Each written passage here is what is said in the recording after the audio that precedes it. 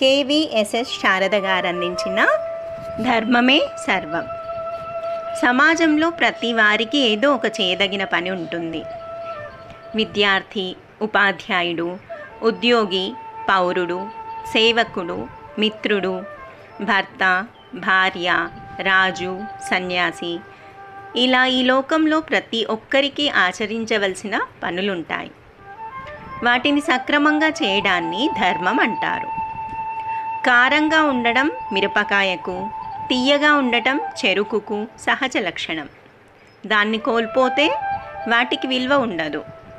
కాబట్టి అవి ఎప్పుడూ ఆధర్మాలనే కలిగి ఉండాలి. స్వభావం అనే విషయానికి ఒక ఉదాహరణగా ఈ కథ చెబుతారు. నీటిలో కొట్టుకుపోతున్న తేలును రక్షించే ప్రయత్నం చేస్తున్నాడో సాధువు. ఆ ప్రయత్నంలో ప్రతిసారి అది కుడుతూనే ఉంది.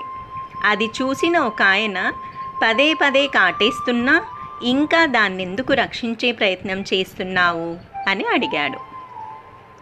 కుట్టడం దాని ధర్మం. ఆపదలో ఉన్న వాటిని రక్షించడం మానవ ధర్మం. ప్రాణాపాయ స్థితిలోనూ అది తన ధర్మాన్ని వీడనప్పుడు నా ధర్మాన్ని నేనెందుకు వీడాలి అని సాధువు తిరిగి ప్రశ్నించాడు. అలా ఉంటుంది స్వభావ ధర్మం. వేసవిలో ఎండ కాయడం, వర్షాకాలంలో వానలు కురవడం ప్రకృతి ధర్మం. క్రమశిక్షణతో మెలగడం మానవులకు ఇలాంటి వాటిని పద్ధతి అనే అర్థంలో వాడతారు. అవి గతి తప్పితే కలిగేవి అనర్థాలే.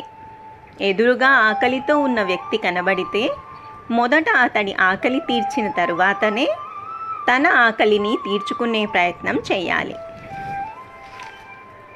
అది సక్రమంగా నిర్వహించడమే తగిన పని. ఇలా తగిన పనిని ధర్మంగా చెబుతారు రంతిదేవుడు. ఆచరించిన ధర్మం అదే. వీటన్నింటినీ మించినది దానగుణం. లేమిలో ఉన్న వాళ్లకు చేసే సాయం ఒక్కటే దానంగా భావిస్తారు చాలామంది. అది సరైనదే.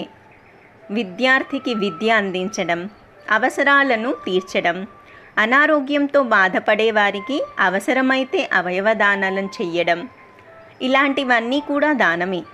ఇలా చేసే దానగుణాన్ని ధర్మమనే అంటారు.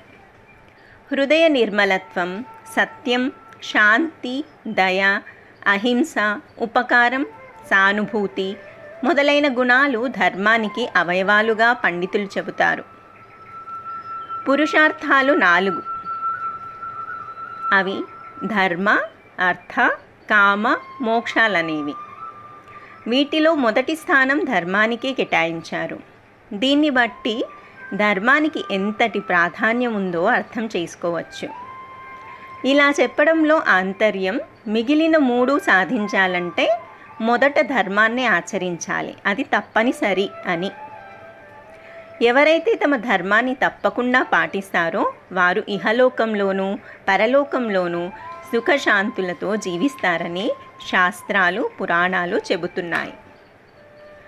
ఏవో కారణాల వల్ల అధర్మం తాత్కాలికంగా పై స్థాయిలో ఉన్నా చివరకు గెలిచేది ధర్మమేనని అనేక సంఘటనలు నిరూపిస్తున్నాయి. కౌరవులు అధర్మవర్తనులై తాత్కాలికంగా విజయం పొందారు. కానీ పాండవులు ధర్మానికి కట్టుబడి ఉండడం వల్ల కురుక్షేత్రంలో విజయాన్ని సాధించారు. రాముడు, కృష్ణుడు లాంటి వారు అనుసరించదగిన ధర్మ మార్గం. ఎవరి ధర్మాన్ని వారు ఆచరించకపోతే ప్రకృతి ధర్మాలు గతి తప్పుతాయి.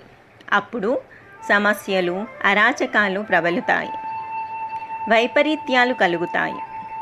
అలాంటి సమయంలో ధర్మాన్ని నిలబెట్టడం కోసం తాను అవతారాలు ఎత్తుతానని గీతలో శ్రీకృష్ణుడు స్వయంగా వెల్లడించారు.